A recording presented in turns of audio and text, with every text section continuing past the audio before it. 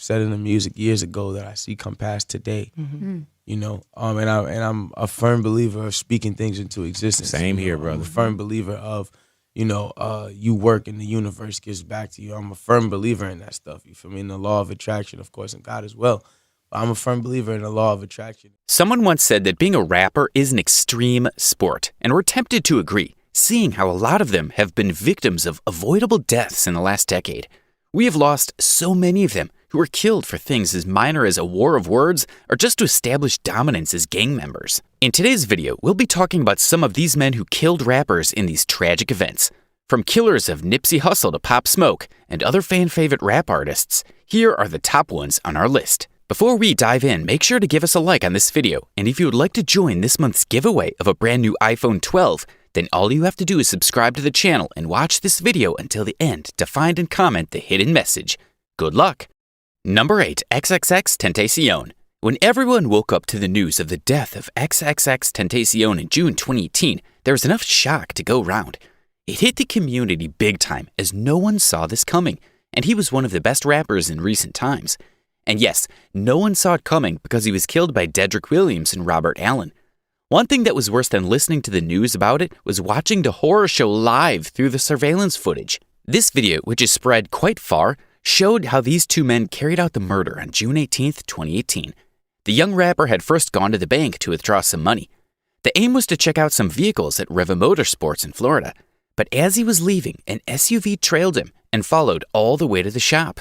These men in the vehicle even got out to buy a couple of things in the shop, like regular customers. As soon as Tentacion got back into his car, the SUV effectively blocked him from moving out. While two other men, Trayvon Newsom and Michael Boatwright, got out of the vehicle, XXXTentacion was left to struggle with these men. Finally, they shot him multiple times in the neck, made away with a bag full of money, and quickly fled the scene. Sadly, the shots were fatal enough to kill the fast-rising rapper. Eventually, these men were caught and charged with first-degree murder and robbery with a deadly weapon. Number 7. Nipsey Hussle. Another victim of gun violence that shook the entire rap community, Nipsey Hussle, was one rapper who was loved by millions of people. He had a thriving fan base and hits after hits. Sadly, he didn't make it past March 31st, 2019, which started like any other day. He was signing autographs and happily taking photos with tons of fans outside the Hyde Park strip mall. This is the same area where he owned a couple of businesses, including a Marathon clothing store that saw a lot of foot traffic. He had only spent less than an hour there when Eric Holder came in with a few others.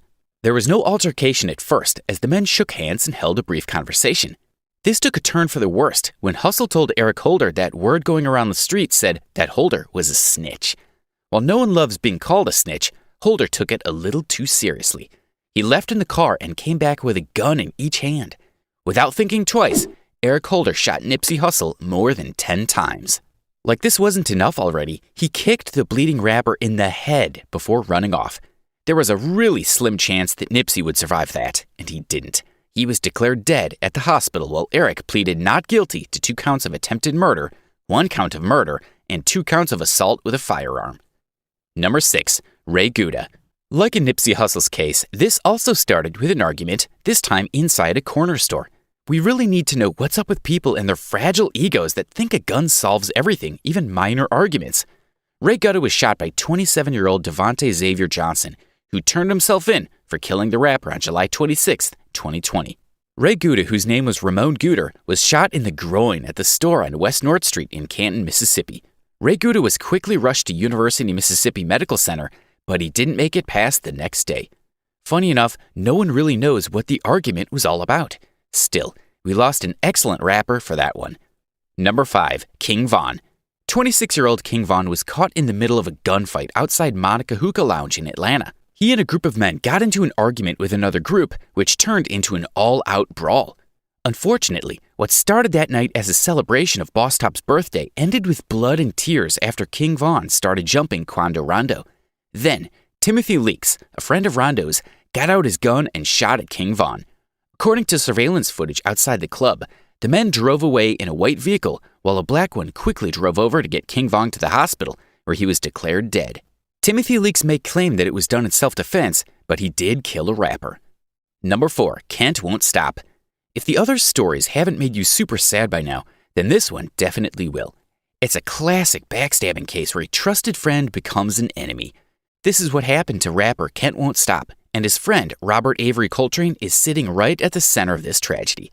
On October 17th, 2020, the rapper was reported missing by family and friends. His longtime friend had come over to the house like any other day. He met Kent Won't Stop's father, and the men told him that they would be driving out. The father didn't see anything to it and never realized that it would be the last time he would see his son alive. A few days after reporting him missing, the rapper was found dead in the trunk of his longtime friend's car. And get this, he was already decomposing, with multiple gunshot wounds showing that it was a murder. It may not have been discovered if Robert hadn't gotten caught in a car crash in South Florida that caught the attention of the police. They noticed the foul stench coming from the trunk even while it was raining heavily. Robert was taken in as soon as the police figured out what was going on. Number 3, YNW Juvie and YNW Sack Chaser. YNW is a rap group run by YNW Melly, who is charged for the deaths of rappers YNW Juvie and YNW Sack Chaser. The real name, Jamel Demons, this rapper had taken to social media to mourn the deaths of Anthony Williams and Christopher Thomas Jr., real names of the YNW members who had been killed in a drive-by shooting in 2018. Later, the police announced that it had been no drive-by shooting, but all staged by none other than YNW Melly. Melly is no stranger to jail times and crimes, as he has had a run-in with the law multiple times. The police claimed that he drove around with the two victims for a while before heading to the hospital to claim that they had been involved in a drive-by shooting. Considering how Melly had come off as broken by their deaths, even talking about it on stage during a performance, this is lower than an oil well. He is facing 2 counts of first-degree murder. Number 2, Pop Smoke. Pop Smoke's tragic death started with a terrible mistake. The rapper accidentally leaked his home address on Instagram. When a group of young 83 Hoover criminal members from the South Central saw that the rapper was in Hollywood Hills, Los Angeles, they invaded his rental home.